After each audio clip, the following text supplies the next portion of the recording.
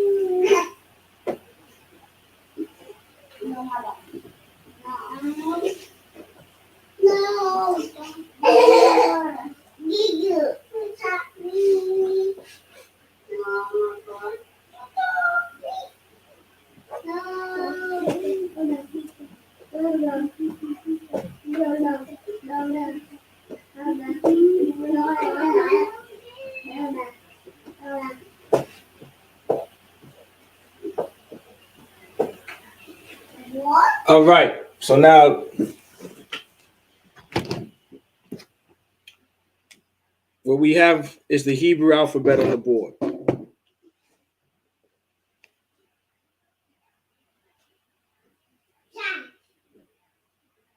In the Paleo script.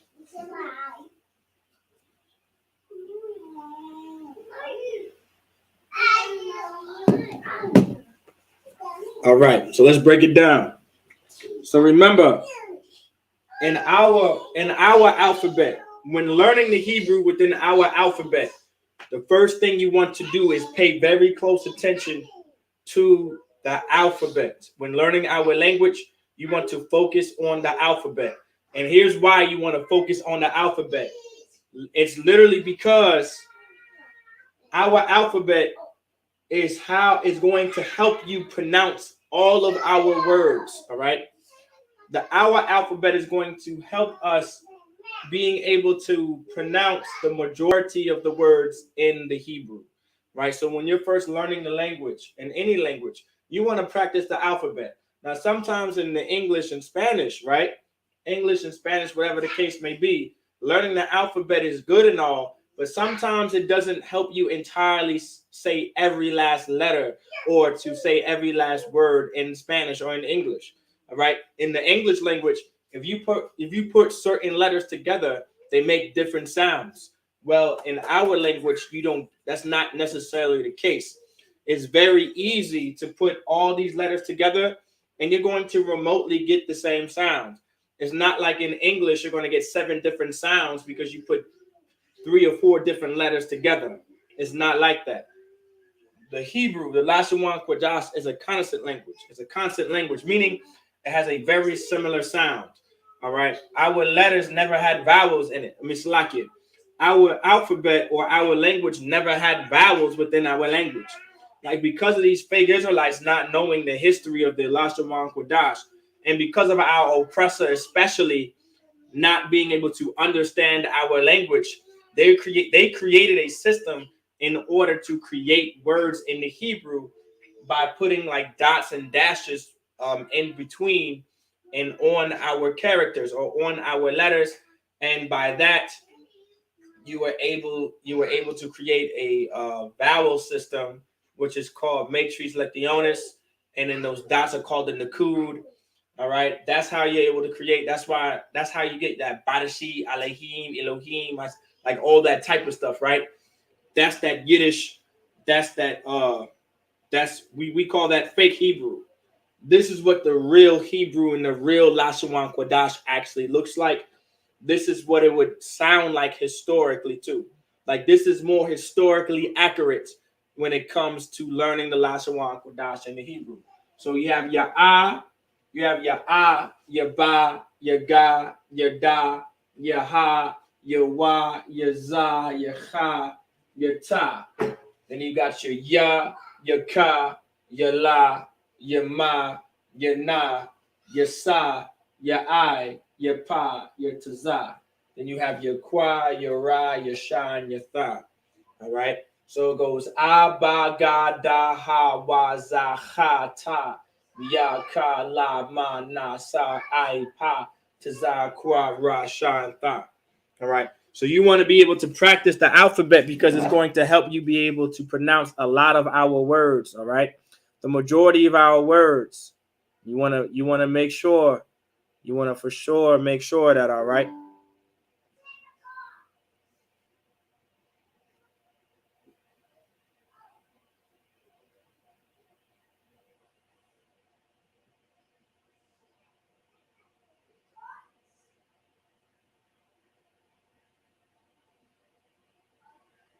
All right. If you guys also have any questions, you can put into the live chat. All right, but make sure you guys put this into your notes, and then we're going to get into tonight's topic. We're going to focus on Hebrew grammar and how to pluralize. We're going to talk about pluralizing verbs. All right, when you come across certain things that don't make sense. All right, so when you're reading the Hebrew or writing it, some things may not make sense because in a language you have the first person, you have second person, and third person, right? And you might want to know the differences between a first and second and third person to truly understand, to truly have a true understanding, I should say, of the Hebrew language or the Lashawan Qadash. In most languages, you're going to want to know what first person means, second person mean, or third, or the meaning of a third person. All right.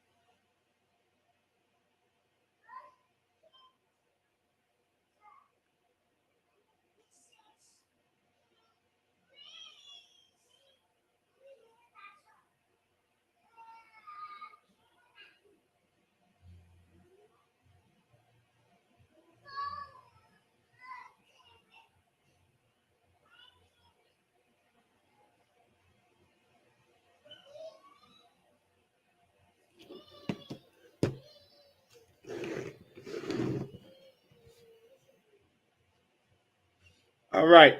So let's get let's get into this.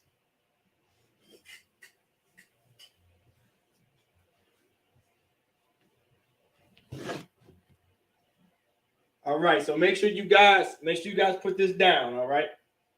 Into your notes. All right. The Bible talks about how let all things be done in writing.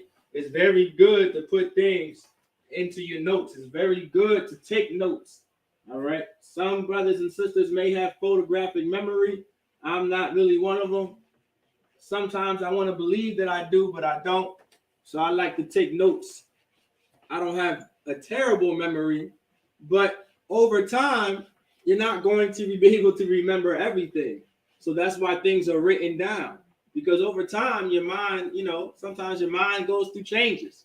Your body goes through changes. Your brain goes through changes. And because of so, you're not going to remember everything that's been taught. So it's do your due diligence and do your best in taking notes. So you'll be able to remember a lot of the majority of the information being given to you in these classes. All right. Make sure you take care of that. So here we go.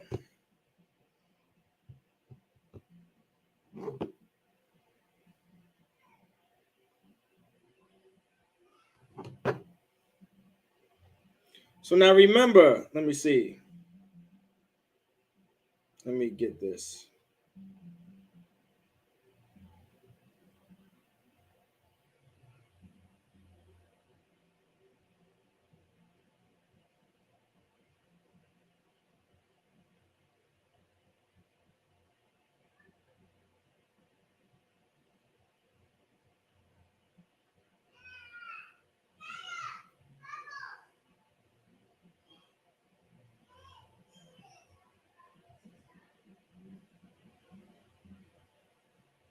So now, let's say we have a sentence, right?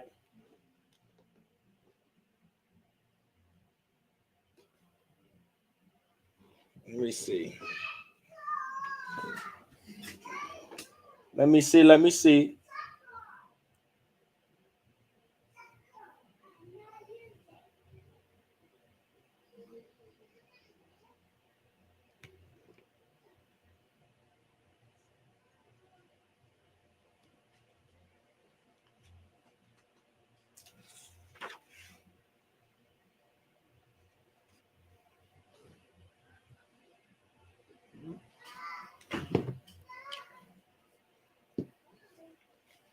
One second, y'all.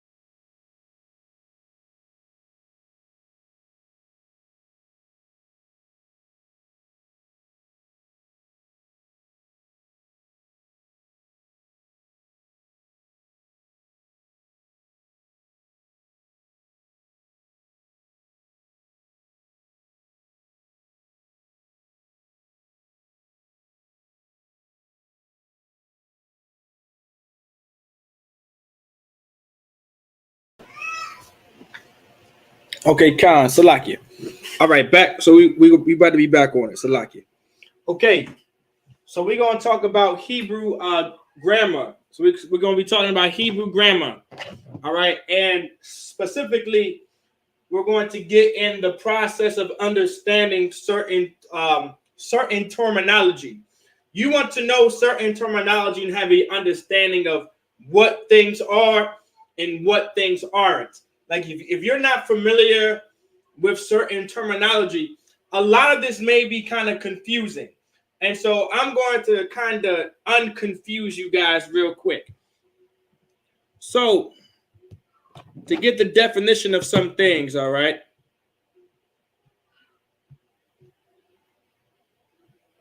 So first things first, we're going to get what's first person, all right? So if you don't know what first person is, when you're speaking in first person, so when you're reading or writing something, right, you have something called first person, right? First person. This is your speaker.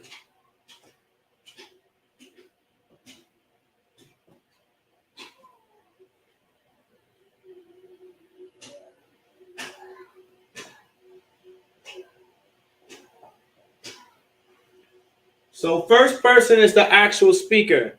So first, if you're talking in first person, you're most likely either talking about someone, all right? You're talking about a third party or you're talking about someone else. Like that's you talking in first person, all right?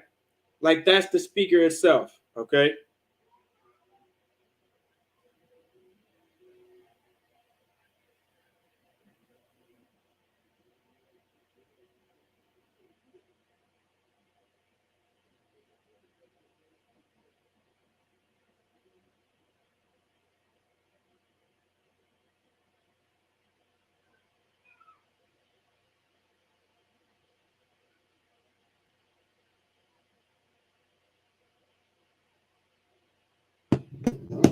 Then you have second person, right? So you have the first person, that's your speaker.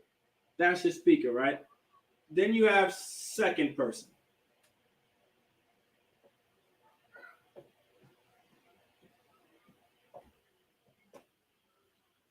That's the people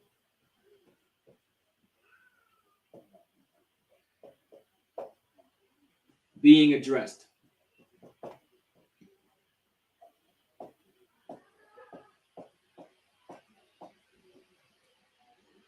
So your first person is the speaker. Like, so your first person is the one that's speaking, right? Or writing or talking, whatever the case may be. Then your second person is dealing with who they're talking about, right? That's the second person. Like that's the people being addressed within the conversation. Then you have your third person. All right.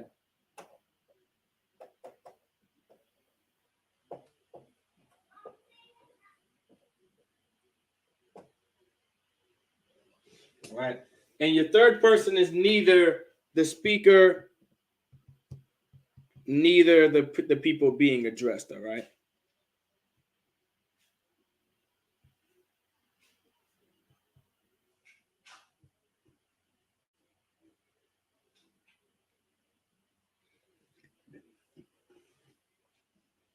So let's say if you're talking in third person, you're neither the speaker or the people being addressed.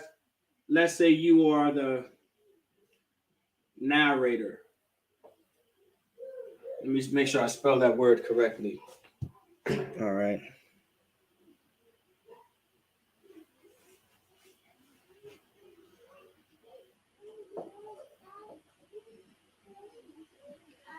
Right. So third person is like the narrator. You're the one that's, how can I say, you're like narrating the story. You're reading in third person. You're talking. You're neither the speaker, neither are you the person being addressed. You're literally just talking about the situation, right? You're either talking about someone else's situation. Like let's say I'm talking about Kwasha and then I'm talking about Kwadak, right? I'm the third person. I'm not involved in that in that situation, but I'm discussing Quashah and I'm discussing Quadak. Quadak could be the first person, while Quashah could be the second person, vice versa. First person could be Quadak, the second person can be Quashah, depending on who is speaking and who's being addressed. So if Quashah is addressing Quadak, so Quashah must be the first person because he's the one that's speaking. Then Quadak is the second person because he's the one being addressed. Yerashamath, which is me, I'm the third person because I'm telling you what Quashah is saying to Quadak. You guys get the point? So you have your first person, your second person, and your third person. So why is this important? The reason why first person, second person, and third person is important because you want to know this terminology and you want to understand the difference between the two. Because once you start getting into the grammar and the proper structuring of sentences, you're going to want to know what a first person is, a second person is, or a third person is, because these things are going to confuse you. Like if I say this is dealing in third person, if you're talking to someone in third person, second person, or first person, you kind of want to know. All right, because I'm going to confuse you with these terminology. So remember, first person is the one that's speaking. All right, second person is the person being addressed by the first person. Then you have the third person, which is a narrator, meaning someone talking about that situation. So why is this important? The Bible can be third person, can be first, second, and third person. Because let's say you're writing something, right? Let's say we're talking, Moses could be the first person, and Moses is talking to Aaron, so Aaron is the second person. So I'm going to write accordingly of Moses speaking to Aaron, and then I'm narrating this, meaning I'm talking about this event. I'm the scribe writing, so now I'm talking about this event and what's going on how Moses talked to Aaron or how Aaron talks to Moses, and I'm telling you in great detail on what's going on. So by me writing either in first person, second person, in this case, I would be writing in third person because I'm neither the first or second person. I have to write grammatically correct. If I'm the second person, I have to write this grammatically correct. If I'm the first person, I have to write this grammatically correct. So what am I saying? If writing, meaning I have to speak like this too at times. All right. At times, okay. Sometimes there are rules when it comes to slang and etc. etc. But at times you're going to want to know how to speak in first person, meaning you're the one that's talking. There's a way to talk in first person, then or second person. There's a way to talk in second person. Well, not necessarily. You're the one being addressed. Then you have the third person. There's a way to speak and write in third person because you're neither the first or second person. All right.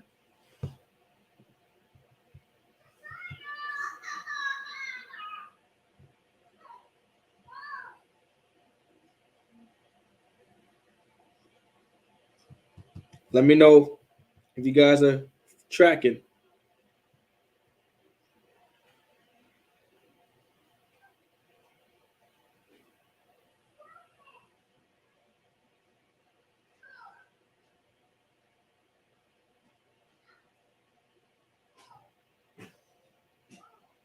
Okay.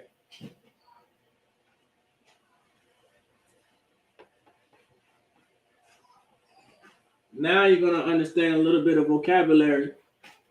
All right. Before I go forward, there's a difference between singular and plural. Right. So we went over first, second, and third person. You want to keep those definitions in mind, what first person is, second person is, and third person is. And then you want to understand the definitions of singular and plural. All right.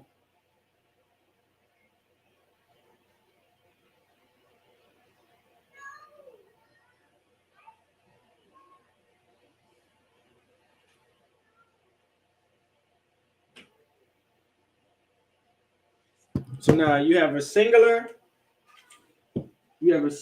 sentence. So you have singular, singular,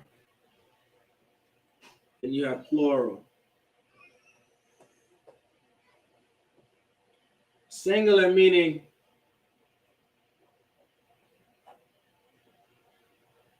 referring to one. Oh, okay, well, let's say, course, let me see. Yeah.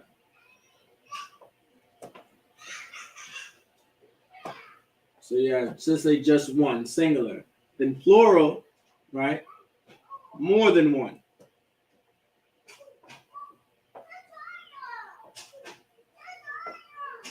So singular, so you have singular or singular, which is just one. And then you have plural, which is more than one. Now, why is this important? Now, the reason why this is specifically important because your singular just one, then you have your plural, which is more than one. Because sometimes verbs, noun, and sentences can either be singular and plural. So you can have singular sentences, you can have pluralized sentences, meaning you're going to have to follow through from a singular sentence to a plural sentence, or you have to follow through from a single noun to a plural noun, okay, or a singular verb or a plural verb, based off the sentence, right, and based off of who you're talking to and who you're talking about, if something is singular or plural. If you're talking about more than one individual, meaning you're going to have to pluralize that sentence. So you're going to plural. So if these nouns are plural, then that verb has to be pluralized, right? In some way, form, or fashion. There's a way to pluralize a verb, just like there's a way to pluralize a noun. All right. Grammatically, right? Like grammatically writing it and grammatically speaking, there's a way to pluralize a verb when the sentence is pluralized. If those nouns are pluralized, that verb has to be pluralized too. If that noun is singular, then the verb is going to be singular, meaning it's going to be left alone. Because there's no, you keep the verb the same if it's singular, but there's something that you do when you pluralize a verb. All right. And we're going to get into pluralization verbs and we're going to get the gist of it, all right?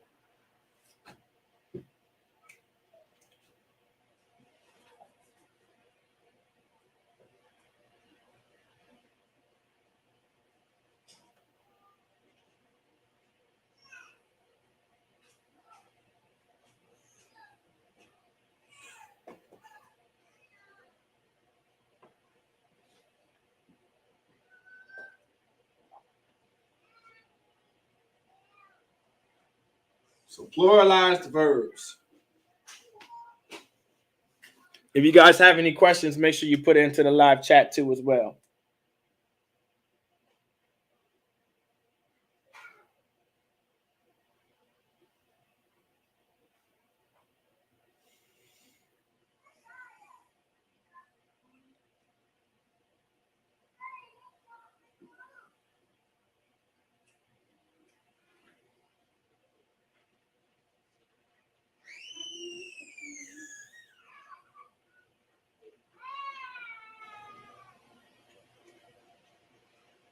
All right.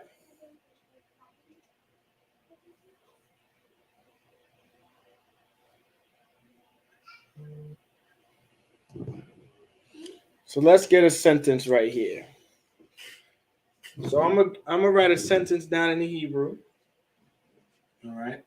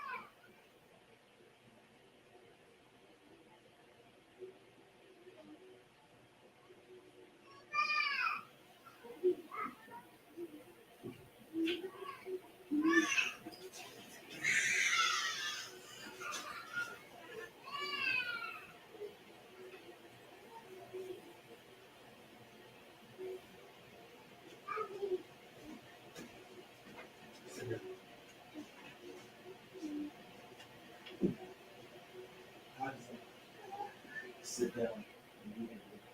Princess, grab that phone. Grab the phone. Sit in the middle in between the brothers.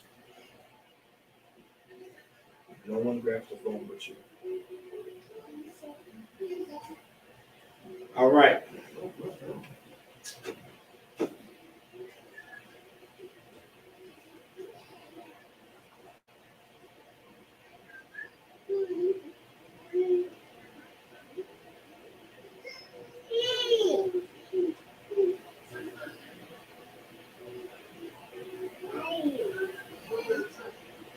All right.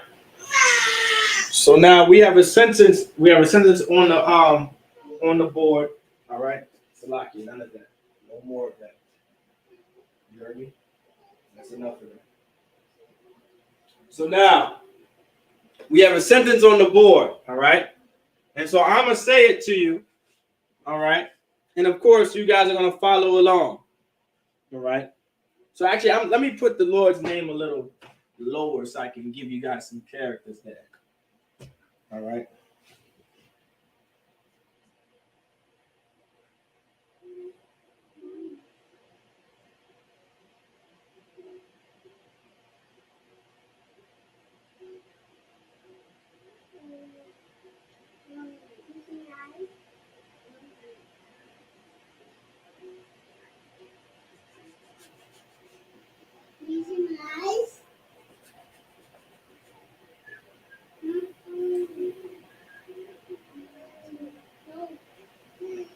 All right, so here we go.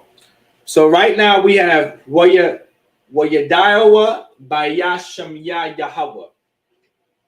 All right.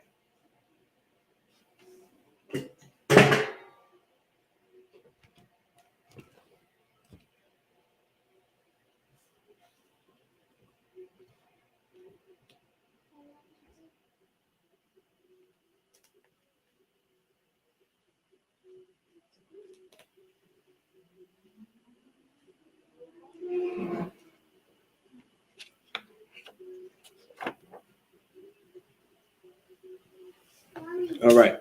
So what we have on the board is Waya Daiwa by Yashamya Yahweh. So this is just an example of how to pluralize a verb. Okay. So now when you follow along, this is your wa. All right. This is your wa, right? This means something right here. This is what your wa, which equals and. This right here is a verb.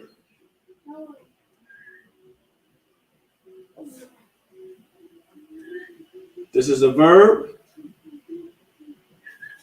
which equals to know.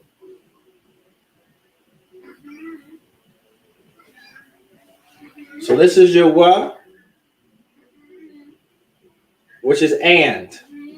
This is a verb called yadai. This is a verb yadai, which is what yadai is a verb meaning to know. So yadai. Then there's a wa here. We're going to focus on this wa, right? We're going to focus on this wa in a little bit. This right here is a ba. And this right here is a ya. This has a meaning. It's just saying this is saying how great the Most High is. So,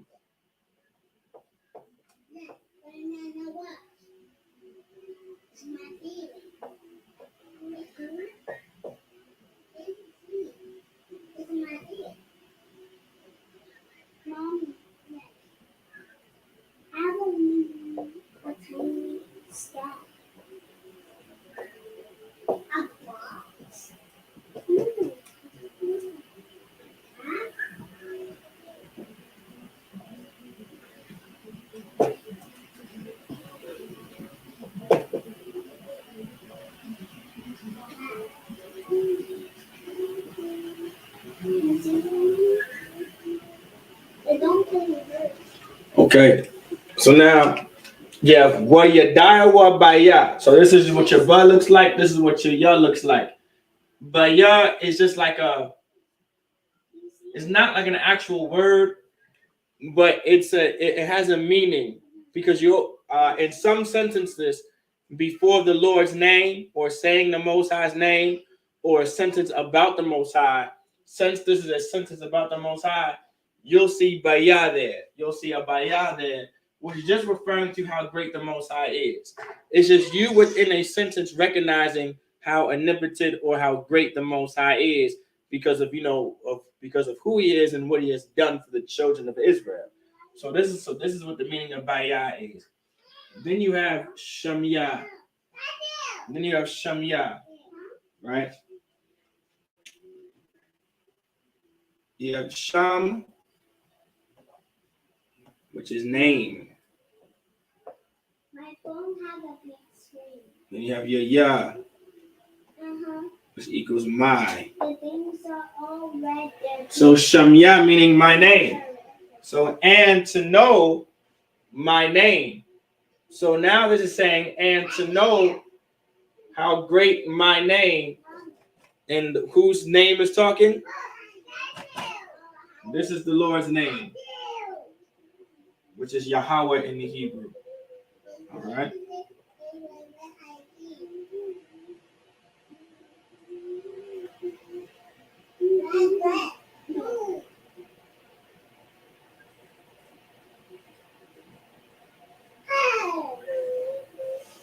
So now, this is the Lord's name, right? Yahweh.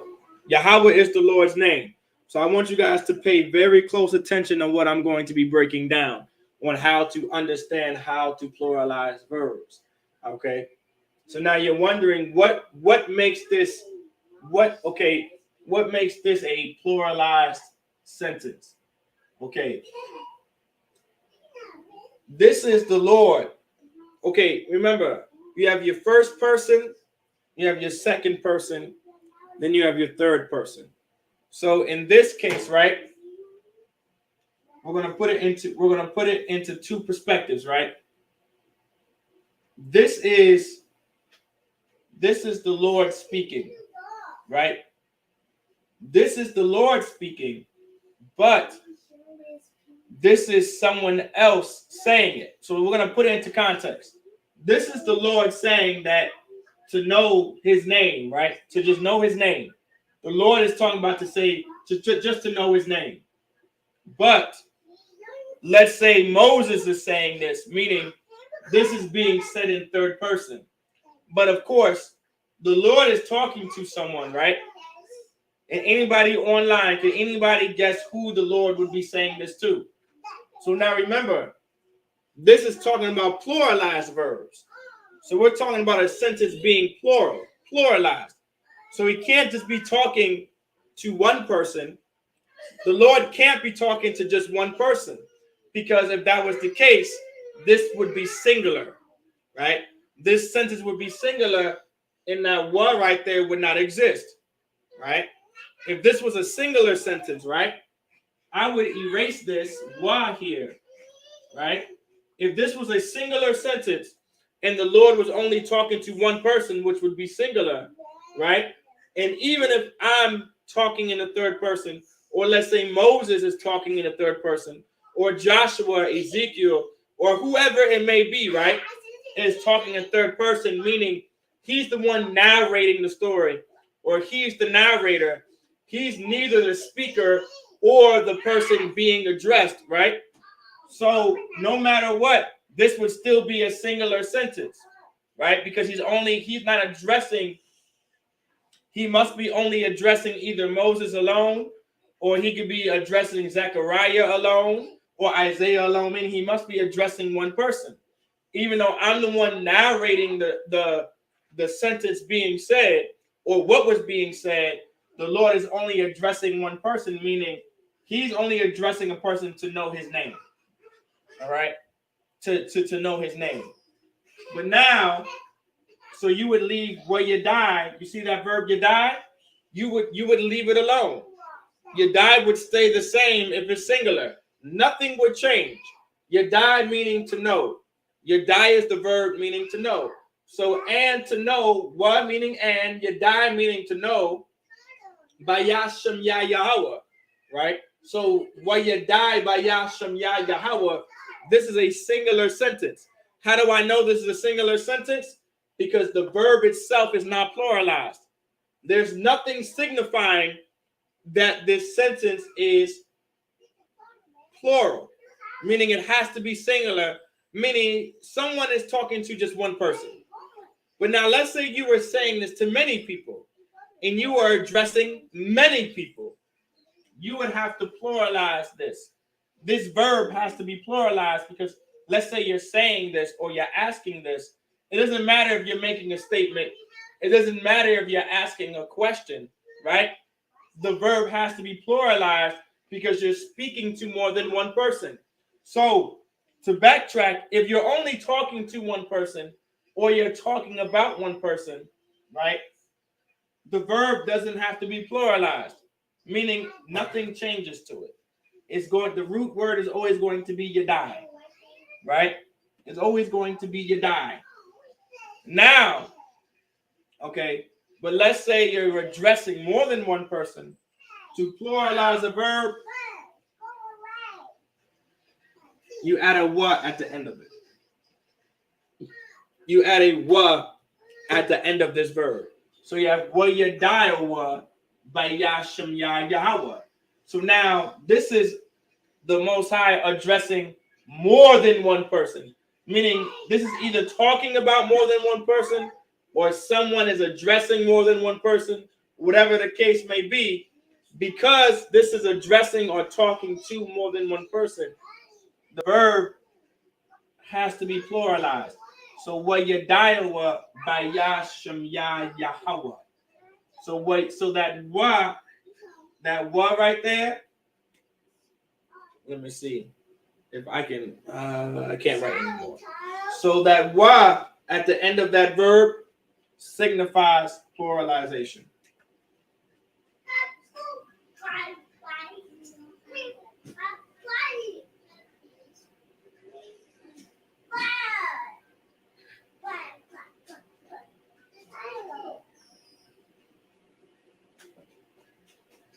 Plural verb. All right. So that wa signifies that that verb is pluralized, which lets you know that if you didn't know the context of this sentence, let's say you're reading this. Let's say you're reading the Bible, and the Bible says, "Wa Yadayawa by Yasham Ya Yahweh." Now you don't know who the Lord is talking to, right? You don't know who the Lord is talking to. You don't know who the Lord is talking about. You don't know anything. Context, you really don't know much. But because you know grammar, you know for sure he has to be talking to a group of people, or the narrator is talking about a group of people based off because of that wa pluralizing that verb, wa Yadawa by Yasham Ya Yahweh. So wa Yadawa by Yasham Ya Yahweh. So this is to know my name. To know my name. Now the Lord's to know my name. This is just saying to know my name. All right. And to know my name. That's all this sentence is saying. And to know my name, of course, that by Yah is letting you know that the Lord is great. Of course, the Lord's name is great. So this is just one way to signify how to pluralize a verb. Okay. At its simplicity. This is the most simple way to figure out or to state, all right, or to simplify how to pluralize a verb.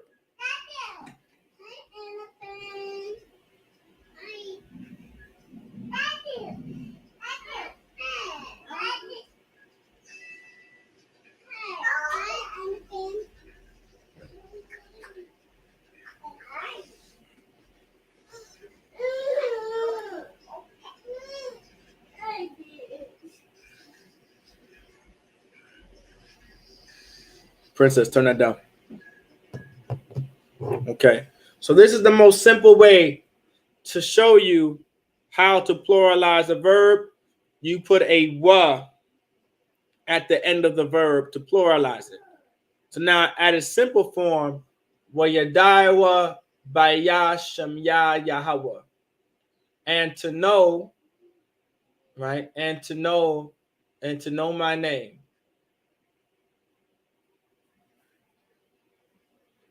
All right.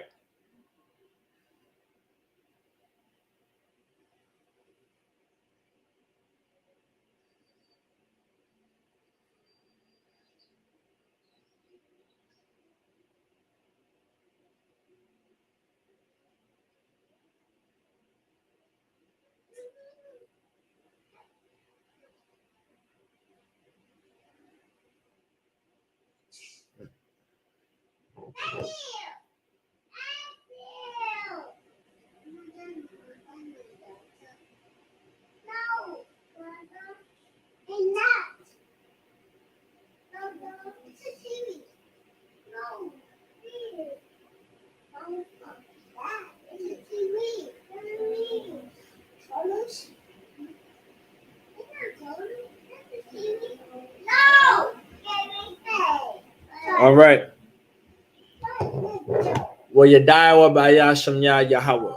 So now this is just at its simplicity form or at its simplest form. So now make sure y'all take these notes. I'm gonna take this off the board and I'm gonna get something else. So now let's get a little bit of practice in. Now we just got finished learning the present tense, right? So how can this be added to the present tense? Let's make sense of it, right? So let's use the same word yadai, meaning to know, because let's just say that's the verb of the day. Yadai, meaning to know, right?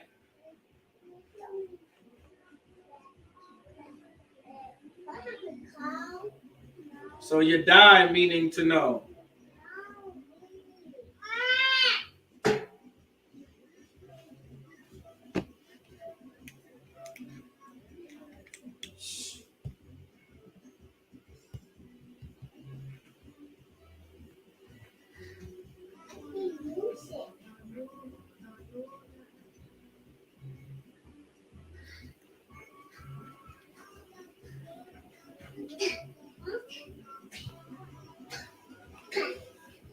All right, so let me think of a sentence I can use, but I'm going to write it in the present tense. So let's say,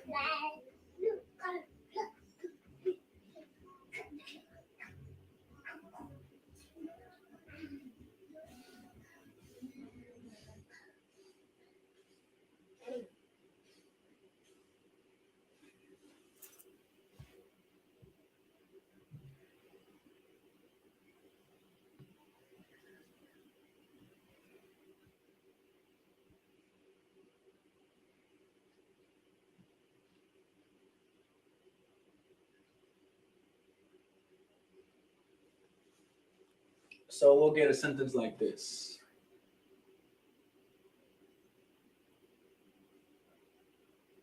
Because you're going to see something like this in the Bible. So let's say, and I'm going to write it in the Paleo too. So you got ya, wa,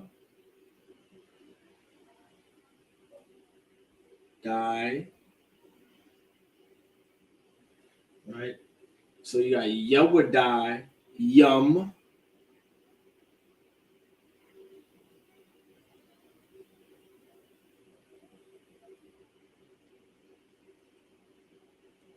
so you got Yawadayam wa, Yawadayam wa.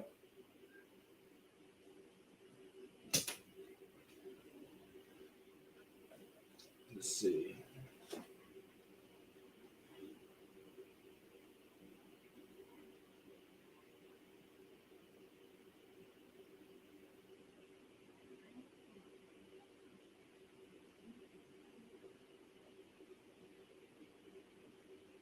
Let's say Yawadayam wa, Yahweh.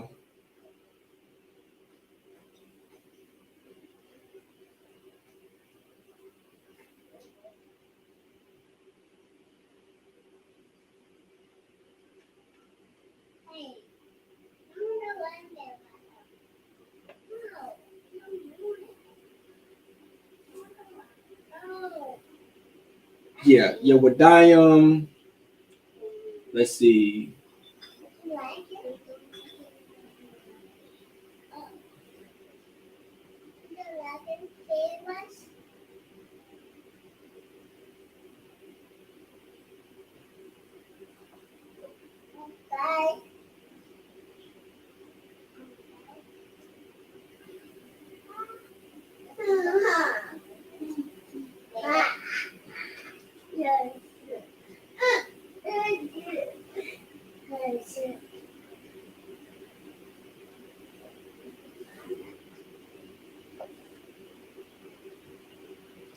Oops, Salaki, I gotta write that a little lower.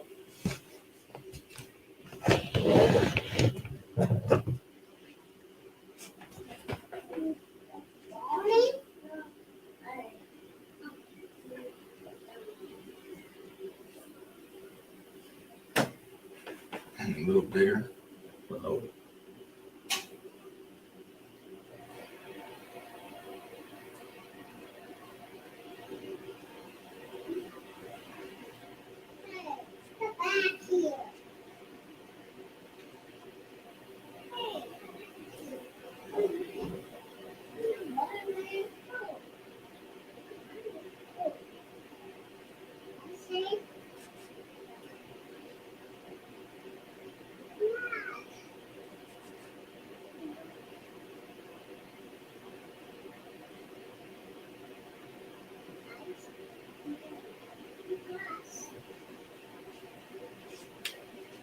All right.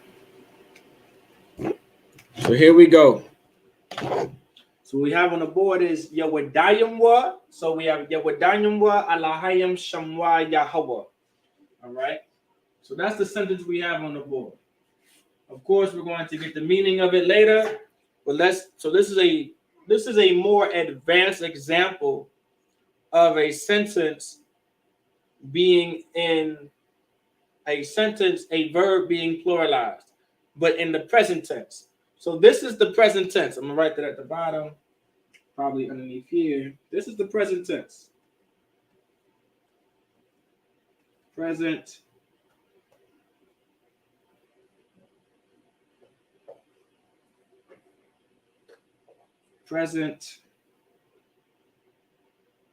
tense.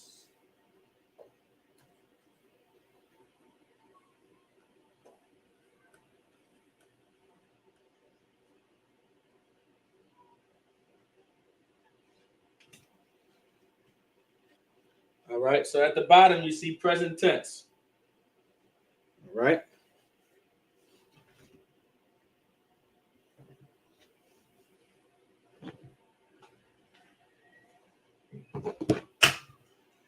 So you see on the board, you have present tense. So right now we have Yawadayimwa, Alahayim, Shamwa, Yahweh. So now, of course, this is how it's going to look like in the Bible. When you read the Bible, you're going to see this. You're going to have the exact spacing. You're going to wonder what's what words are combined together, what's going on. You're just going to wonder. All right. Let me move Shamwa just a little over so you guys know for sure that that's definitely not together.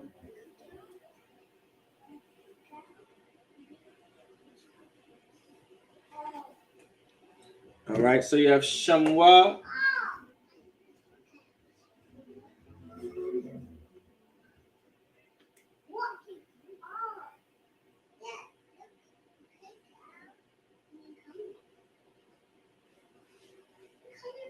I guess I moved that over enough. So Shamwa, it looks like it's in the same place just about. But Shamwa Yahweh. So this is the sentence that we have. So let's break it down. This is a verb. Let's find the root word. What's the root word here? The root word is Yadai. All right. So let's talk about this root word. So the root word, right, is Yadai. That's the root word. We identified the root word, which is Yadai.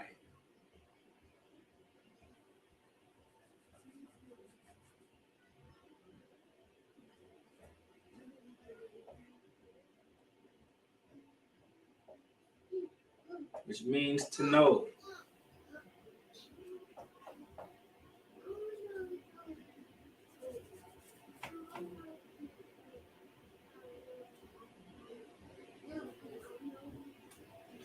So now the root word here is yadai. We found the root word. You see those two things being underlined? See those those 3 letters? So we identified the root word. We identified the root word, which is a verb, which is yadai. All right, yadai, meaning to know.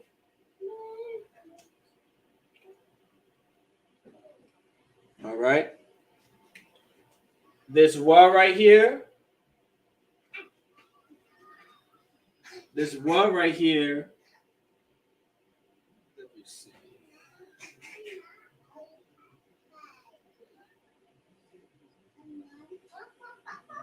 That wa right here. That represents. Let me see.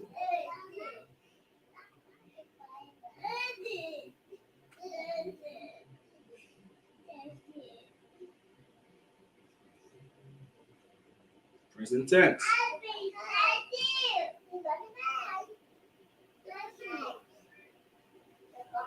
Okay. So now we identified the root word. The root word is yadai. You see your ya, your da, and your I. That's your root word, which is yadai, meaning to know. That wa between the first and second letter of yadai, that's why you see that squiggly line here and that squiggly line right there, that equal sign meaning present tense. So this is letting you know that this entire sentence is being spoken, all right, in the present tense.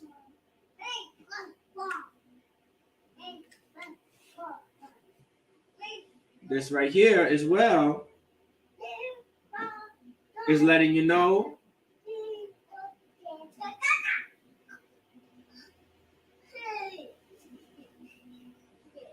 that it's plural.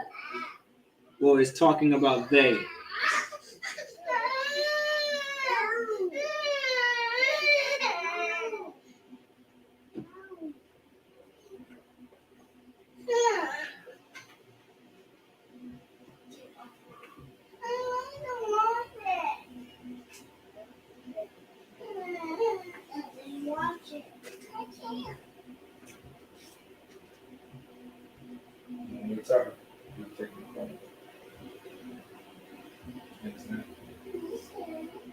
So now, that squiggly line here is let you know, also the present tense, of course.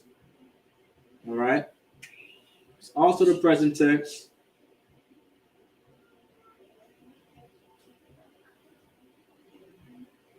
All right. But it's also letting you know that it's based off the conjugation they.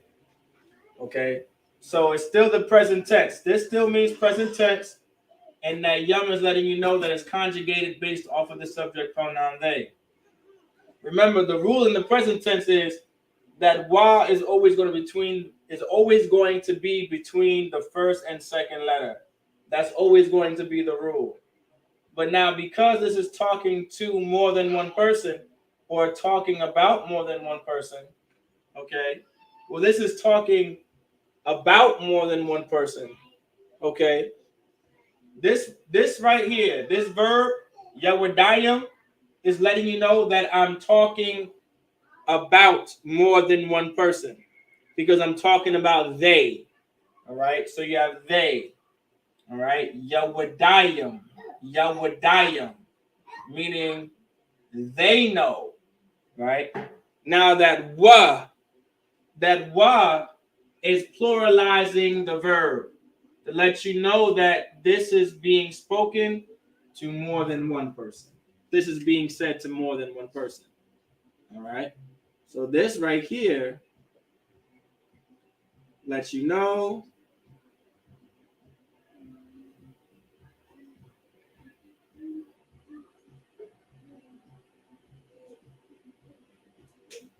let's see.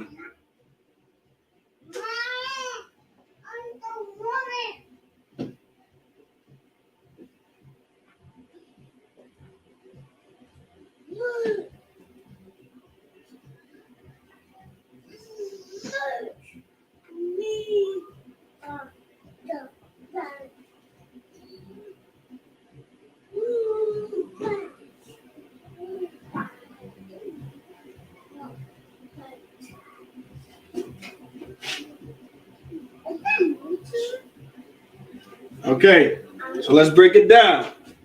Make sure everybody's following. So now we identified the root word. You have your die. Your die is the verb. Your die is the root word, meaning to know. So your die is the root word, meaning to know. All right, that wa between the first and second letter is letting you know that it's the present tense. Because the rule in the present tense is always to put a wa between the first and second letter. So remember, the first thing you want to do is to identify the root word. The root word here is yadai. This is your ya, this is your da, this is your I. Yadai. That's your root word. Now this verb is being conjugated in the present tense. That's why you see that wa between it. Because one of the rules in the present tense is to put a wa between the first and second letter. Now it becomes yawadai. Then you see yum, yawadai yum. That's now the full conjugation, because now you know that the verb yadai is being conjugated based off of the subject pronoun they. Because remember, they is a subject pronoun in the English. Ham is how you say it in the Hebrew. Ham is they. Ham in the Hebrew is they. All right, or they in the Hebrew is ham. How you say they in Hebrew is ham. Okay, so this Yahwedayim is conjugated based off the subject pronoun they or ham. So that yum is also pluralizing the fact that it's talking about they, meaning more than one. So now we know the subject. Now we know we're talking about a group of people.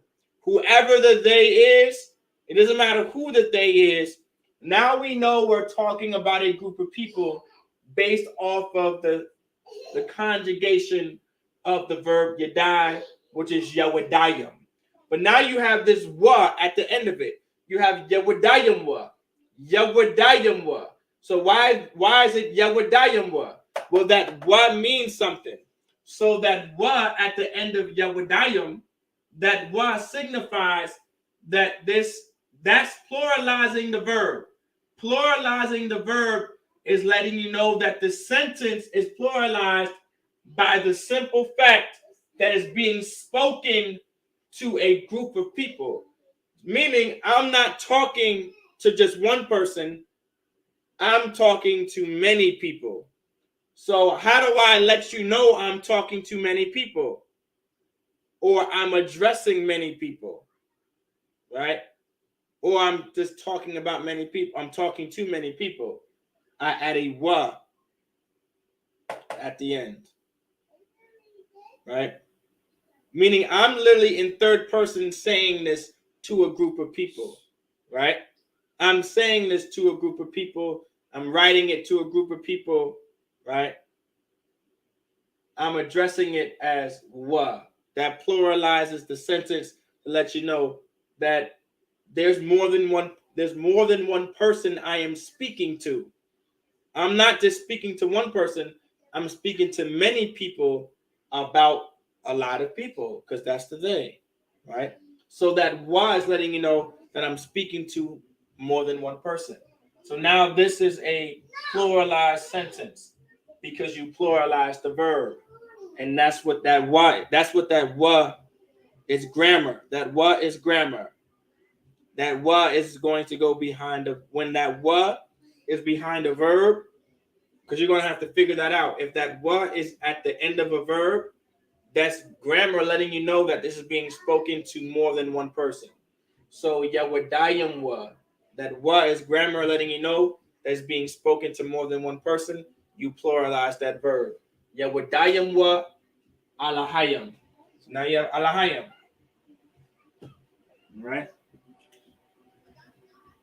Alahayim. It just means, let's see.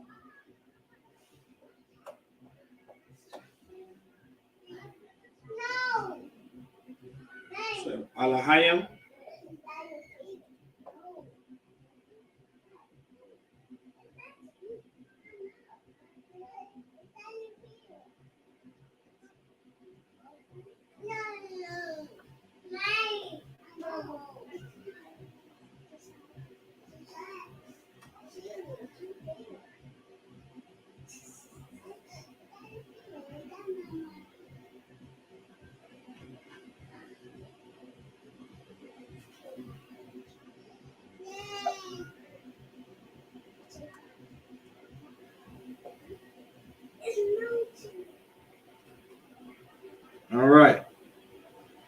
So now you have Alahayim, right? You see that word Alahayim? Literally means powers or God, meaning Alahayim is used in cases to let you know that this sentence is talking or referring to the Most High. That this sentence is talking about the Most High. All right? It's referring to the Most High. Okay? So Alahayim meaning powers in context, or God, which is referring to the Most High. So Alahayim, right? Shamwa. All right? You have Sham.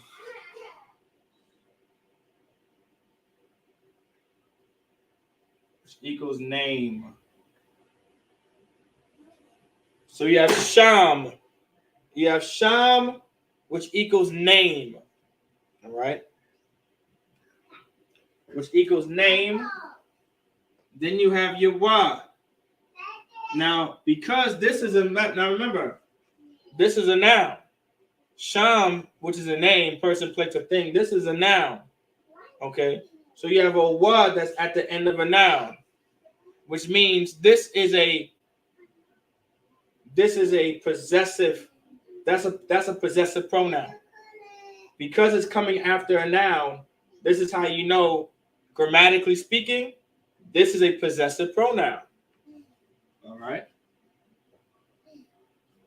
Which is wa, which equals his. Then you have Yahweh, the Lord's name.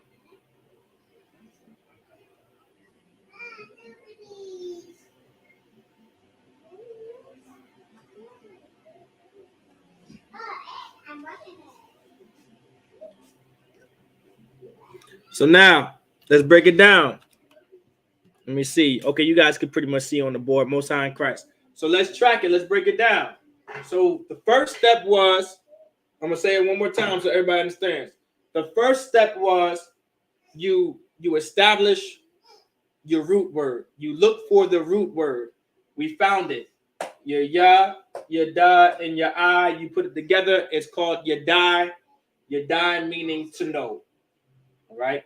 But for some odd reason, there's a wa between the yadai. Why? Well, of course, we are learning the present tense. We're learning how to use grammar in according with the present tense. So because we're learning how to use grammar within the present tense, we have to remember the rules of the present tense. Well, one of the rules of the present tense is to put a wa between the first and second letter. So now you have yawadai. Then you have your yum. This is also a part of the conjugation. This is also a part of the rules, right? Specifically letting you know that this verb yadai is conjugated based off of the subject pronoun they. So now you know that this conjugation is based off of the subject pronoun they. And the rule in the present tense when conjugating a verb based off of the subject pronoun they, you add a wa between the first and second letter, and you add a yum at the end of the verb. So now you have yawadayim. This is letting you know that this is talking about a they. This is talking about a group of people in the context of they, because the subject pronoun is they. All right. So yawadayim. Then you have your wa. So it's yawadayim wa. Yawadayim wa. That wa at the end of yawadayim is letting you know that this entire sentence is pluralized, meaning I'm talking to a group of people about this. I'm talking to a group of people about the they. So I'm talking to more than one person about the they. I'm speaking to a group of people about the they. All right. I'm not just talking to one person, because if I was just talking to one person, I would just say Yawadayam, Alahayam, Shamwa, Yahweh. All right. But because I'm talking to more than one person, about more than one person, of course, Yawadayam, I have to say Yawadayam wa Alahayam, Shamwa, Yahweh. All right. So that wa is identifying the sentence to be plural, meaning you're talking to more than one person. Now, it doesn't matter what the conjugation is. If you're talking to a group of people, that verb has to be pluralized because you're talking to a group of people. But if you're talking to just one person, you can just keep it singular. The verb is singular. All right. It doesn't matter if the conjugation is singular or plural. It matters. Like, this is not based off of the singularity or the pluralization of the conjugation. That wa is based off of who you're talking to or how many people you're talking to. If you're talking to one, it must be singular. If you're talking to more than one person, you have to pluralize the verb within your sentence, which is your wa. So you have yawadayam wa, alahayam, referring. This is letting you know that the sentence is just referring to the Most High. All right. So yawadayam wa, alahayam shamwa. That sham is a noun. That sham is a noun meaning name. That sham is letting you know his name. All right. That wa is a possessive pronoun, letting you know which is his. That wa means his. So it's saying his name. Then you're just stating the Lord's name, Yahweh, because that's his name. Yahweh is the Lord's name because we already knew that this sentence was referring to the Most High. And who's his name? We just add Yahweh for context because Yahweh is the Lord's name. So Yawadayam wa alahayam shamwa Yahweh. So Yawadayam wa alahayam shamwa Yahweh. So why was this lesson important? Well, I'll tell you why this lesson was important. Because I wanted you to understand how important it is when reading the Hebrew and writing the Hebrew and speaking the Hebrew. Grammar is actually very important. And to understand some of these words being said in the Hebrew when reading it, you want to learn as much grammar as possible because it will help you grasp the concept of how to speak the language and the ins and outs of Hebrew. You want to know the ins and outs of the Hebrew language. You're going to get to, once you start reading the Hebrew in the Sabbath service, you're going to be like, oh, now this makes sense. You're going to start reading the Hebrew as if it's your first language once you learn grammar. Because you're going to be like, because now eventually you're going to be able to translate these sentences without the English even being there. The more you get better at it, right? The more you read the Hebrew and then you want to practice writing it too, and then start speaking in these sentences with grammar, the less you're going to need the English to translate for you. You're going to be able to just read the Hebrew and be like, I know what this is saying. Because think about it. Spanish people don't actually translate their language. Okay, let's say someone speaks fluent in Spanish. When they try to translate it for you, they're not actually saying it exactly how we would say it. They're just giving you a basis of what they're trying to say to you, right? Well, when you read the Hebrew and you start learning the grammar, you start learning the verbs, you start learning the noun, you don't need to know how to exactly say it how it was translated. But what you're going to do is you're going to be able to grasp the concept of you translating it. And then you're going to look at the translation and you'll be like, oh, wow, I was really close. Or I was spot on what it's trying to say. You guys get my point? That's where you want to get to. You want to be able to read the Hebrew and translate it yourself and see how close you got to the translation. You're like, damn, that's crazy. I was spot on. I was damn near spot on. Or I was really close. I just didn't know what that word meant because I didn't understand the grammar. You want to study grammar. That's what this is right here. This is grammar. All right. It seemed a little difficult, but it's not as bad as you think. This is grammar. So the sentence is saying Yawadayim alahayim shamwa Yahweh. All right. And the grammar part of it is the wa. Well, all of it is grammar. The wa and the yum is grammar for conjugating the verb itself. This is a pluralized conjugation because this is based off of the subject pronoun they, and they is a pluralized pronoun. Subject pronoun to be exact. That wa is grammar as well because that wa is letting you know that this sentence is being spoken to more than one person. So now you pluralize the entire sentence by putting wa at the end of Yawadayim wa, or at the end of Yawadayim. Allahayim referring to the Lord. Shamwa, Sham is name. Wa is a possessive pronoun, meaning his name. And of course, the context of his name is the Lord's name, Yahweh. So Yawadayim wa, Allahayim, Shamwa, Yahweh. Okay, disclaimer. All right. I made this sentence up. Okay. I made this sentence up. It's a legit sentence, by the way. But I made it up. Meaning, well, I mean, you might be able to find this in the Bible. You might find a sentence that looks exactly like this. Word from word. Not sure. But just letting you know, I made this up.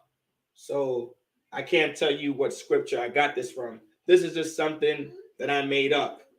All right. But it's still a legit sentence. Okay. So Yawadayim wa Allahayim Shamwa Yahweh. It's still a legit sentence. It's grammatically correct. All right. I'm actually pretty proud of myself. This is actually my first time grammatically structuring a sentence for y'all in class.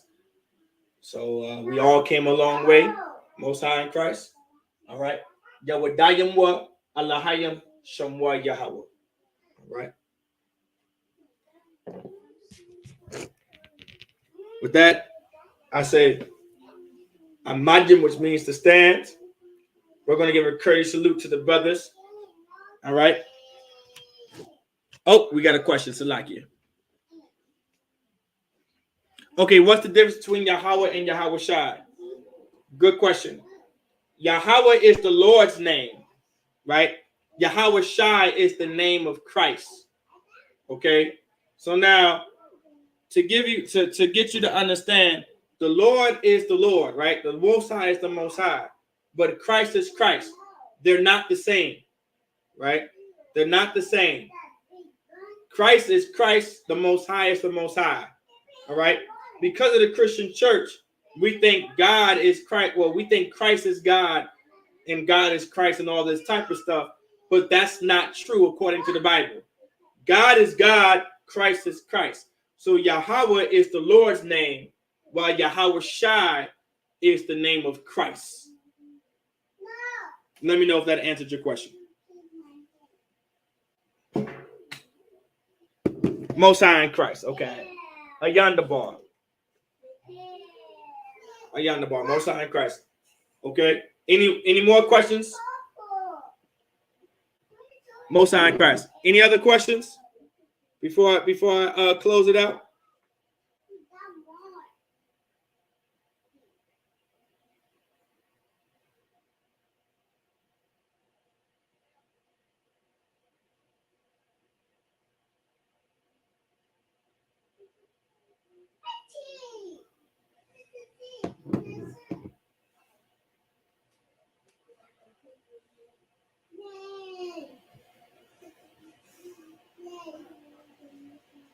All right.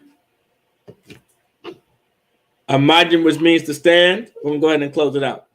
We're going to give a courteous salute to the brothers, men of Israel. Amadim Shabbat. Imagine. Barak. Yahweh Ba'ashim Yahushua Barakatham. Yajim Matah. Saw La'agwafyan. We turn and face the sisters. Men of Israel. We're going to give a courteous salute to the sisters.